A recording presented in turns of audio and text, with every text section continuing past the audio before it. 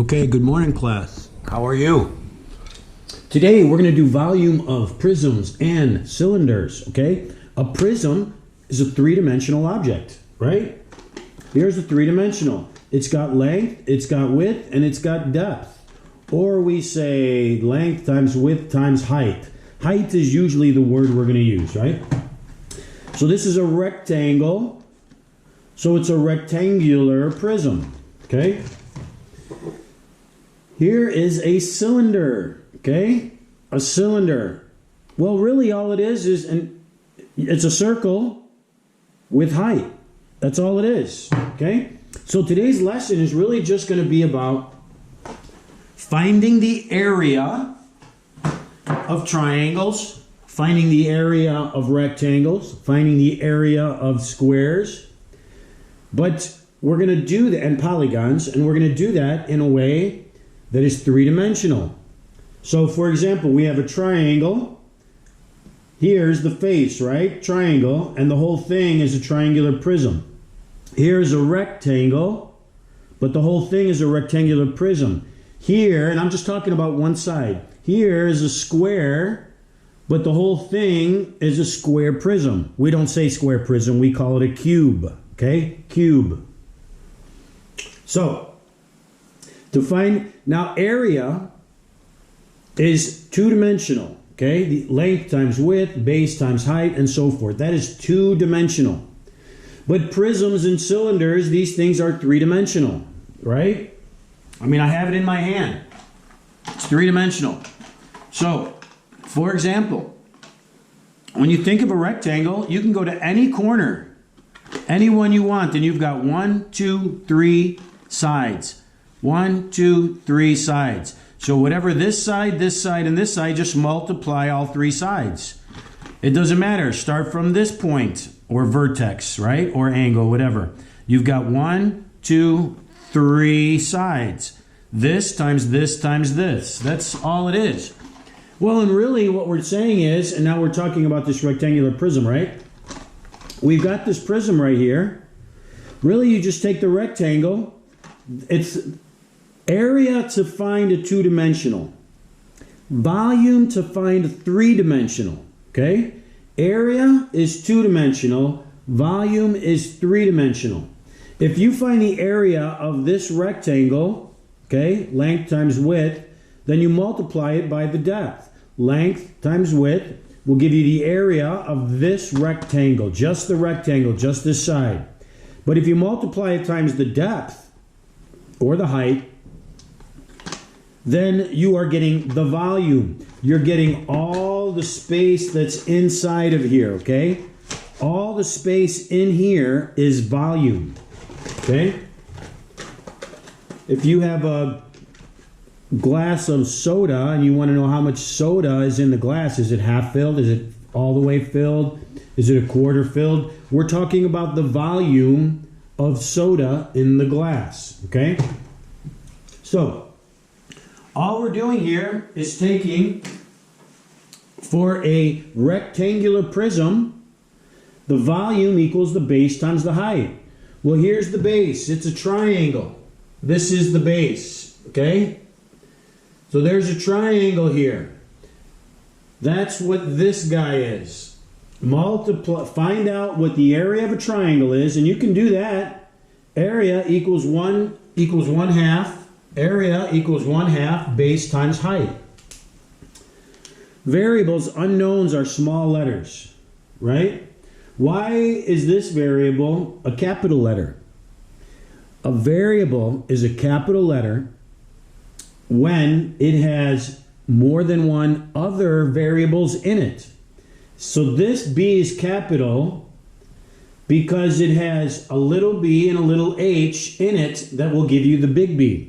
That's why this variable is capital, because it's the base. It's the answer. It's the whole area, okay? So the base times, so it's the base times the height.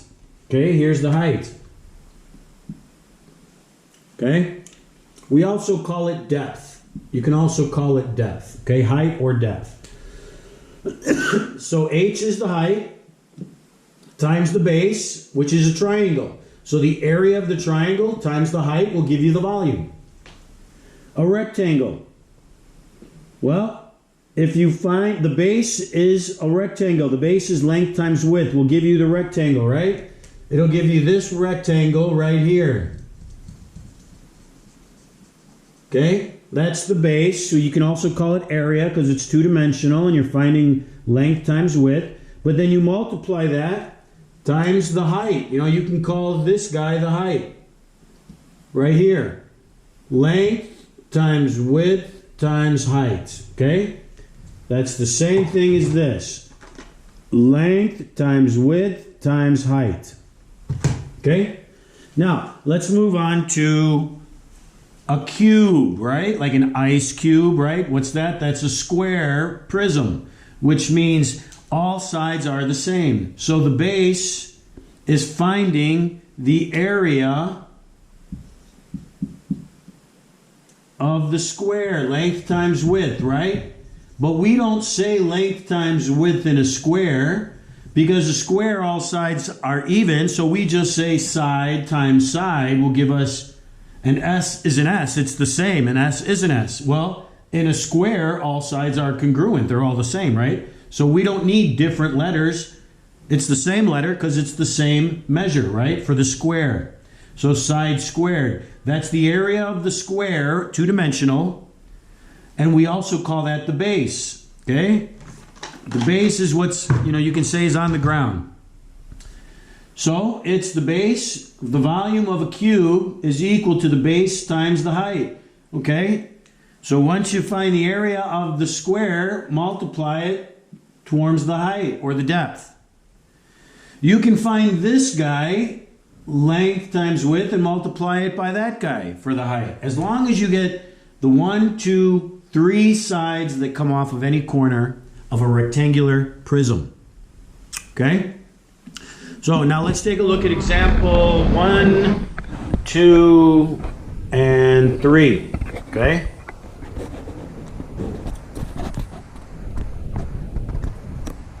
So, example 1A, okay? Example 1A asks for, and we are on page 749. Find the volume of each prism, round to the nearest tenth if necessary. So they give you 3 measures, length, width, and height. It doesn't matter if they're in different locations, okay? It doesn't matter that it's here, here, and here. As long as they're not the same, right? This guy is the same as this guy. This guy is the same as this guy. This guy is the same as this guy, right? So they have to make sure you're using different sides of the triangle. This times this, right? 1, 2, and 3. Well, if this is 8, then this is 8. So 8 times 10 times 12 is your answer. Okay, example B. A cube with length 10 centimeters. Well, a cube is just side cubed because it's a square where all sides are even. Okay, and a cube is the same thing. This is congruent to this, which is congruent to that. Length, width, and height are all the same. So if it's the same measure, it's the same variable. So I instead of saying this times this times this 3 times, right? There's 3 of the same thing. So 10 cubed is 1,000, and we have 3 centimeters, so centimeters cubed. All volume is cubed, okay? Example 1C. This is probably the hardest one. I know apotums are hard to find, right? So the point is we have to find the volume, that's A. We have to find the volume of this pentagonal prism. Pentagonal, 1, 2, 3, 4, 5, okay? So, what do we know here? They say in the question, for example, 1C, that it's a right rectangular prism. Well, they say it's a right rectangular prism, okay? So,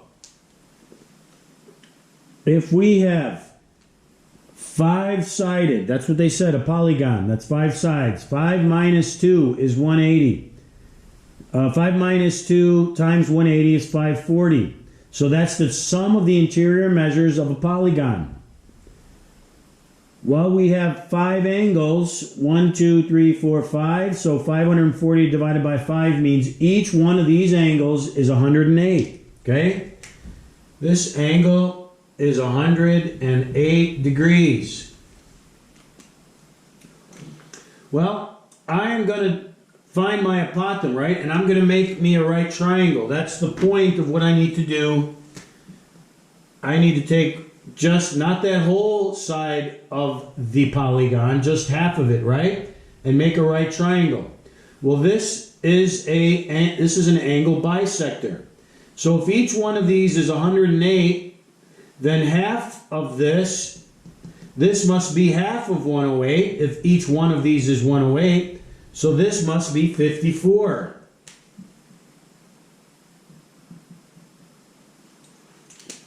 Well, I made a line perpendicular straight down to the midpoint. So that's 90. And these two are complementary, so if that's 54, this has to be 36. Okay? So, we know I'm going to take this triangle to find this area of this triangle, because if I find it here, then I know what this area is. That means I know this whole part. That means I know 1, 2, 3, 4, 5. That means I know all of it, okay? So, I took this triangle and I put it right here. This is the same triangle. 5 is the whole. Half must be 2.5. From here to here is 2.5, okay? 5 is from there to there. So half must be 2.5. There's A, the apothem I'm trying to find, 36 degrees. So, I can say for step 1, n minus 2 gives me 108 divided by 2, which is 54. So this angle here is 54, like we said, and that's 36, right? So I can say the tangent of 36, tangent is opposite over adjacent. The tangent of 36 is equal to 2.5 over A. Tangent of 36 is equal to 2.5 over A. Yes, this is 54. You can also say opposite. You can say that from here as well. Tangent of 54 is equal to A over 2.5, and you'll get the same answer. Okay? Then I'm going to solve for A. So I'm going to do what I need to do to isolate A. You get A equals 2.5 over tangent of 36. To find the area of this triangle, it's 1/2 apothem times the perimeter. Okay, that'll give me the whole polygon. Okay? I know it looks like almost like a triangle, right? 1/2 base times height. But for a polygon, if you remember, it's 1/2 apothem times perimeter. Well, the perimeter we know, right? 5, 10, 15, 20, 25. 5 sides, 5 meters each. That's 5 times 5 meters is 25 meters. Okay? So we know P. So we need to find this base, this pentagon. The area of this pentagon is our base times the height. So we have to go back to one of our prior lessons to find the area of a polygon, which requires trig functions. And then once you do that, this is a review, and then you just multiply times the depth or the height. Okay? So this should be like an extra review problem for you. So the apothem, right? We found the apothem here. Pulling the triangle out, tangent of 36 over 2.5 over A. We got A. This is the area for the polygon. 1/2 times A, we found A, times P, we found P, the perimeter. Okay? So, A equals 2.5 over tangent 36, 2.5 over tangent 36, times P, which is the perimeter, 5 times 25. Okay? This right here will give me the polygon, the area of the polygon. And then I have to multiply it by its height or its depth. Okay? So this same thing times 7. 7 meters, okay?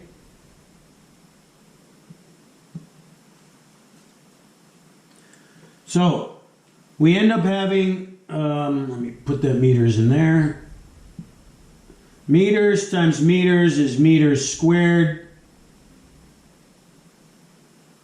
times 7. So we get 301.1 meters cubed, okay? Again, just find the area of the polygon, multiply it by the depth or the height. Oh, I forgot the example. I did one, that was 1B, good. Now example 2, okay? Example 2, marine biology application. So, they have an aquarium per se. They want to know, the aquarium at the right is a rectangular prism. Estimate the volume of the water in the aquarium in gallons. So after you find the volume, they want to know what it is in gallons. So really, we just have to do a conversion, okay? And then the density of water is about 8.33 pounds per gallon. Estimate the weight of the water in pounds, okay? So 1 gallon of water is equal to 0.134 feet cubed. 1 gallon is also equivalent to 8.33 pounds, okay? This is volume, space. 1 gallon will cover this much space of water. 8.33 pounds is the weight of 1 gallon of water, okay? So, volume of the water, the aquarium, is length times width times height, 57,000 times 600. Then we're just going to multiply that 57,600 times that conversion. They give you the conversion. This isn't something you have to figure out. They're going to give it to you. So you're basically just multiplying this number times this fraction. Okay? I can put a 1 underneath there. Well, this is the numerator and this is the denominator, right? And we're multiplying. Well, feet cubed over feet cubed cancels out. And then that leaves 57,600 gallons, because that's 1, so big deal.